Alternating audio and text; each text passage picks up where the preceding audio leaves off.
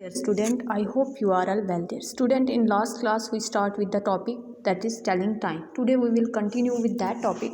So open up your book at page number 121. Okay, here we have question number 1. Write the time. ठीक है, हमें कुछ clocks दी हुई हैं, वो क्लॉक्स टाइम शो कर रही हैं और हमें वो टाइम बताना है कि क्या हुआ है एग्जैक्टली वो क्या टाइम है. Okay, now before that let me give you gist of what we have studied in previous class. We have learned about the hands of the clock. okay, तो हैंड्स के बारे में हमने पढ़ा था. जो स्मॉलर हैंड होता है वो क्या बताता है, और बताता है. क्या बताता है, और बताता है. और जो लॉन्गर है और थिन होता है, ठीक है, वो हमें क्या बताता है, वो हमें मिनट्स बताता है. एक हमने ये पढ़ा था. ओके, आपको याद रखना है वही आवर्स और मिनट वाला हैंड ही यहाँ पे गिवन है और हमें फाइंड आउट करना है क्या टाइम हुआ है. ठीक है, दूसरी बात हमने पढ़ी थी, जब भी मिनट्स वाले हैंड के कॉन्टेक्स्ट में मैंने आपको बताया था, मैंने कहा था कि कुछ टाइम के लिए आप आवर्स वाले हैंड को मत कंसीडर कीजिए. मिनट्स वाला हैंड जब भी 3 पे होगा तो कितने मिनट होंगे, 15 मिनट्स होंगे. और कुछ भी हो, 1 हो, 12 हो, 2 हो, 3 हो, 4 हो, कुछ भी हो, मिनट्स वाला हैंड जब भी 3 पे होगा 15 मिनट होंगे. हमने ये भी पढ़ा था कि जब 12 पे पहुंचता है तो 60 मिनट कंप्लीट हो जाते हैं. एक साइकिल पूरी कंप्लीट होती है, एक और पूरा कंप्लीट होता है और नेक्स्ट और स्टार्ट होता है.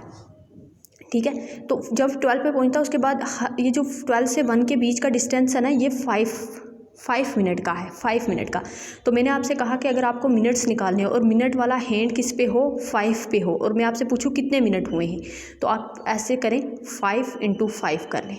ठीक है, 5 × 5 कर लें तो आपका आंसर 25. मीन्स जब मिनट वाला हैंड 5 पे था तो हमारे मिनट्स कितने हुए होंगे, 25 हुए होंगे. ऐसे रीड करते हैं मिनट वाले हैंड को. 5 मल्टीप्लाई करते जाते हैं, जिस नंबर पे भी आपका मिनट वाला हैंड होगा उस नंबर के साथ 5 को मल्टीप्लाई करो, उस नंबर को 5 के साथ मल्टीप्लाई करो, you will get the answer.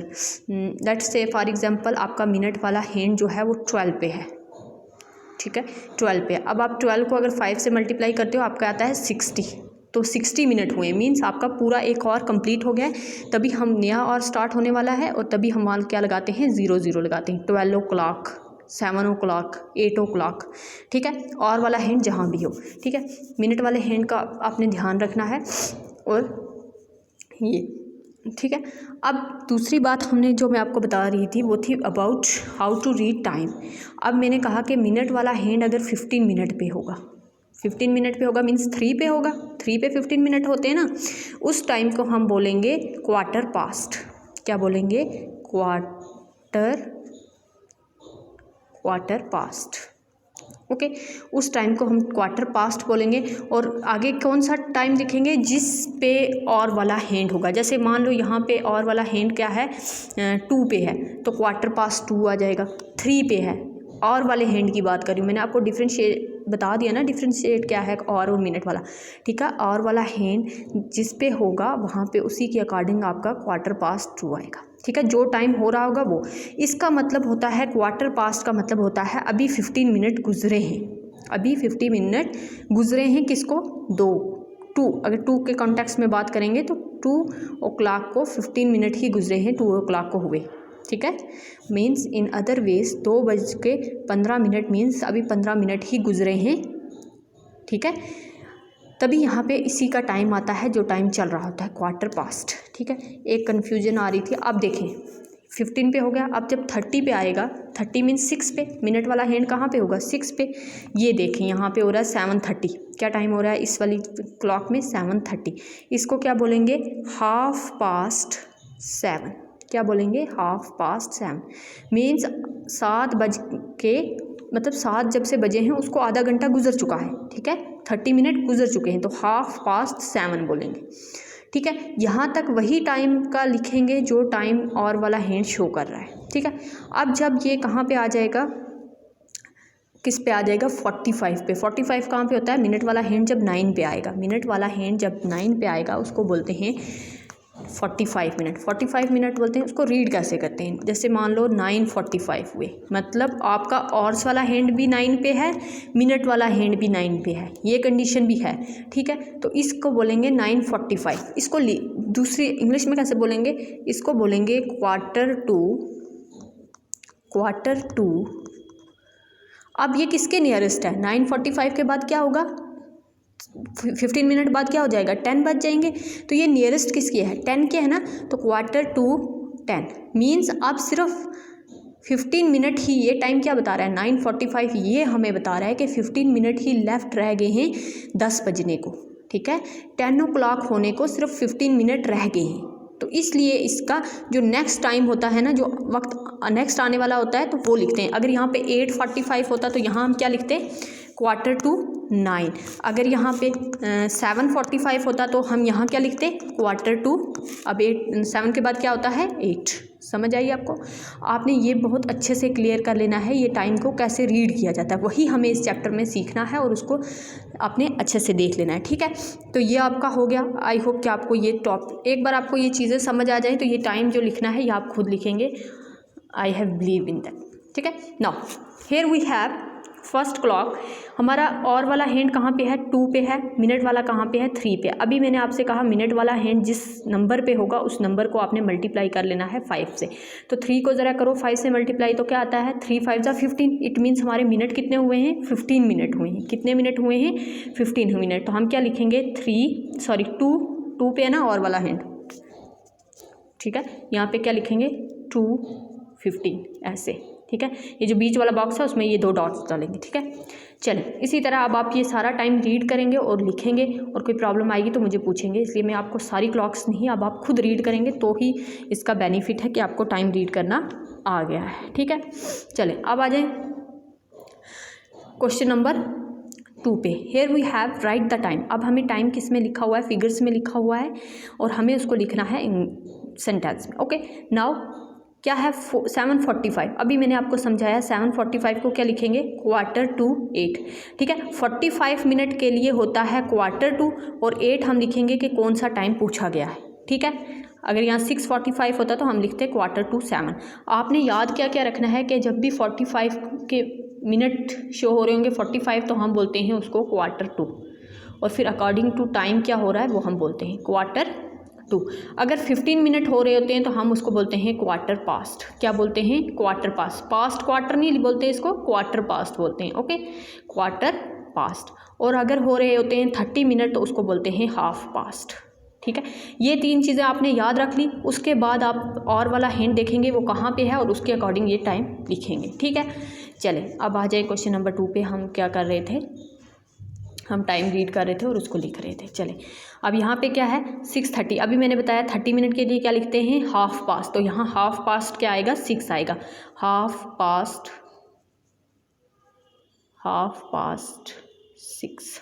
ठीक है। अब जब अभी मैंने आपसे एक चीज़ मैं आपको यहाँ और क्लियर कर दूँ, माइंड में आई है कि जब भी मिनट वाला हैंड यहाँ मान लो 12 पे है, ठीक है, और ये है ये कहीं भी है, और वाला हैंड कहीं भी है, 4 पे भी है, 12 पे है, तो आप क्या लिखोगे 460? नो, 460 नहीं। इसका मतलब होता है कि एक और कंप्लीट हो गया है, मतलब 3 का जो और था ना वो कंप्लीट हो गया, अब हम 4 पे पहुँच गए, इसीलिए यहाँ पे क्या लिखते हैं 400। और इससे पहले क्या हुआ होगा 5 मिनट पहले 355, ठीक है। 355 कहाँ होंगे जब और वाला हैंड इन बिटवीन 3 और 4 के होगा और मिनट वाला हैंड पूरा 11 पे होगा, ठीक है। क्योंकि जब भी मिनट वाला हैंड यहाँ से यहाँ साइकिल कंप्लीट करता है ना, तो आपका और वाला हैंड भी थोड़ा मूव करता रहता है। मतलब अगर आपका यहाँ मान लो ये अभी हम वो भी पढ़ेंगे 1 o'clock हुआ है, अब ये मिनट वाला हैंड यहाँ से घूम के वापस यहाँ आ गया ना 10 पे आ गया, तो आपका और वाला हैंड भी यहाँ 2 के पास ही पहुँच जाएगा, ठीक है, क्योंकि नेक्स्ट और स्टार्ट होने वाला है, इसलिए और वाला हैंड भी तो अपनी मूवमेंट जारी रखेगा, लेकिन वो दिखती नहीं है, बहुत स्लो। चलें, अब देखें यहाँ पे क्या है 12:30 है, 12:30 को क्या लिखेंगे 12:30। 9:30 है तो 9:30 को क्या लिखेंगे 9:30, ओके। अब 5:15 है, इसको क्या लिखेंगे 4:45। अब इसको क्या लिखेंगे आप मुझे बताएंगे। 11:45 है ना, इसको लिखेंगे 11:45, और 4:45 को क्या लिखेंगे ये आप मुझे लिख के बताएंगे, ठीक है। सेम है, कुछ भी नहीं है, एक बार आप समझ लें। चलें, अब आ जाए क्वेश्चन नंबर 3 पे। Draw the hand to show the time. अब आपने हैंड्स ड्रा करने हैं, मीन्स और वाला हैंड भी ड्रा करना है और मिनट्स वाला हैंड भी ड्रा करना है, किसके लिए टाइम को शो करने के लिए, ठीक है। तो अब आप इसमें देखें क्या है यहाँ पे टाइम क्या बताया हुआ है 3:30। तो पहले मैंने बोला हाफ पास्ट किसके लिए लगाते हैं 30 मिनट। इससे हमें पता चल गया कि हमारा जो मिनट वाला हैंड होगा वो कहाँ होगा 6 पे ही 30 मिनट होते हैं। तो 3 इट मीन्स और वाला हैंड कहाँ पे होगा 3 पे होगा। ओके, और वाला हैंड 3 पे होगा, मिनट वाला हैंड 6 पे होगा। ये हो गया 3:30 को ही तो बोलते हैं 3:30। ठीक है, चलिए अब दूसरा देखें 7:15। अब पहले आप देखें क्वार्टर पास्ट कहाँ पे होता है, क्वार्टर पास्ट होता है 15 मिनट पे, 15 मिनट पे होता है। तो 15 मिनट कहाँ पे होते हैं 3 पे आके 15 मिनट होते हैं। तो हमारा मिनट वाला हैंड कहाँ पे होगा 3 पे। अब और वाला हैंड कहाँ पे होगा, इस कॉन्टेक्स्ट में देखना है 7 पे होगा। कहाँ पे होगा 7 पे होगा।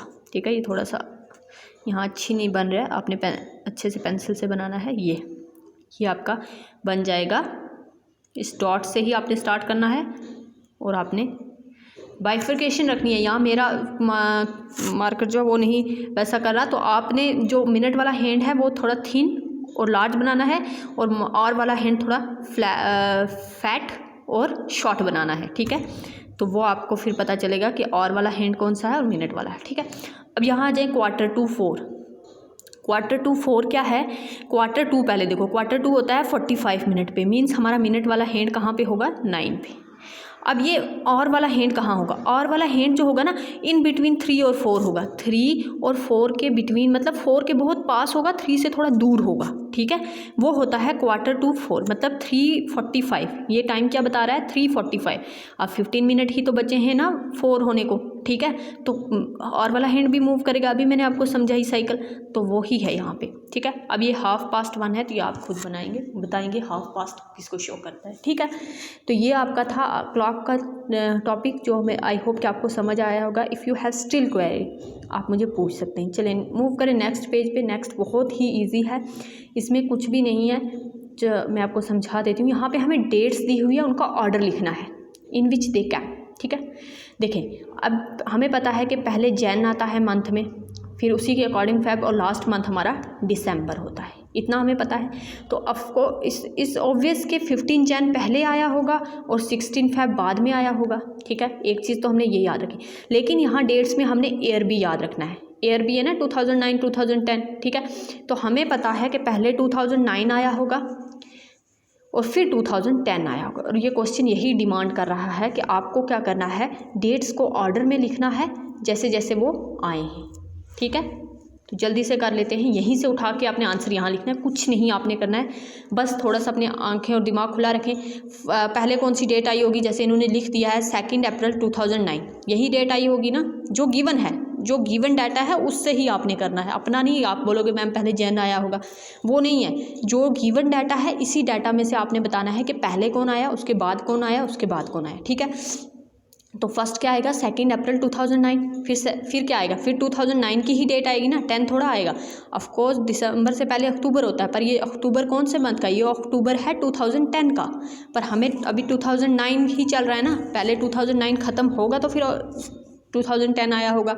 तो फिर नेक्स्ट क्या आएगा 1 दिसंबर 2009, सेकंड ब्लैंक में क्या आएगा 1 दिसंबर 2009, फिर थर्ड ब्लैंक में क्या आया होगा, अब 2010 स्टार्ट हो गया, तो 10 में पहले मई आया होगा, मई का मंथ, तो 7 मई 2010 यहाँ थर्ड ब्लैंक में आ जाएगा।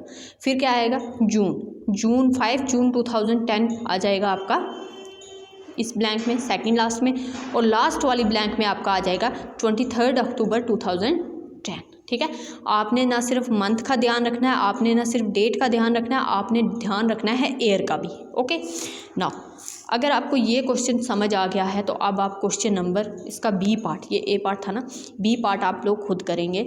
आई वांट टू सी कि आपको ये करना आएगा कि नहीं।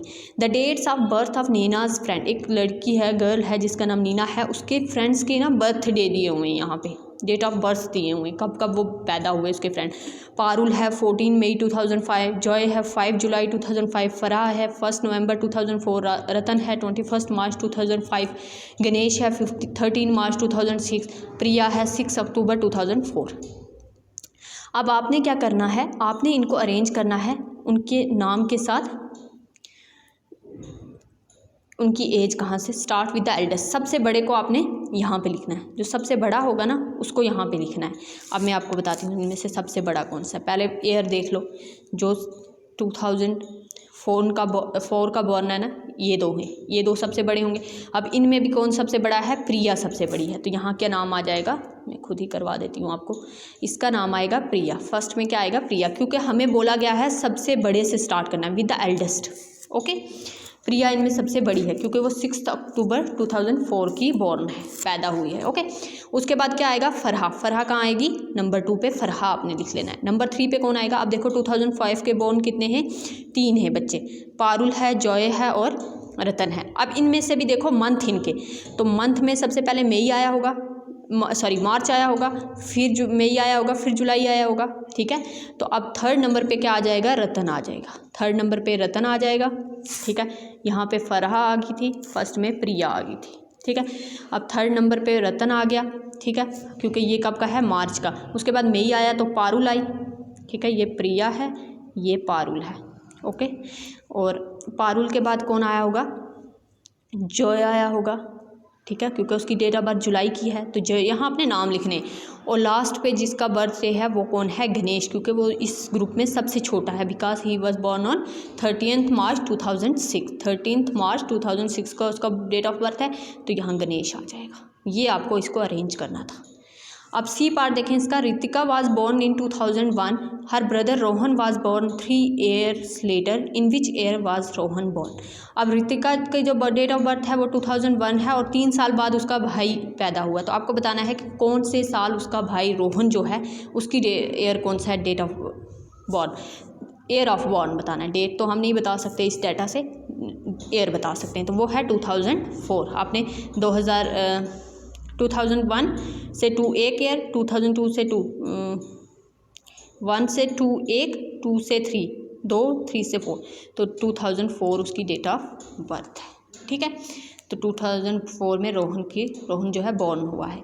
नाउ लास्ट क्वेश्चन जो है, आप लास्ट क्वेश्चन देख लें। ठीक है, आप वीडियो अगर आपको लेक्चर लंबा लग रहा है तो आप इसको 2 डेज़ में डिवाइड कर लें और फिर उसी हिसाब से करें। तो मैं करवा देती हूँ। How much time has passed. Okay, यहाँ से इस क्लॉक से इस क्लॉक में आपने बताना है कितना टाइम पास हुआ है। ठीक है, अब यहाँ देखो, यहाँ हो रहा था 8 o'clock, यहाँ हो रहा है 8:15, तो क्या हुआ? 15 मिनट पास हुए। अभी 15 मिनट ही पास हुए ना।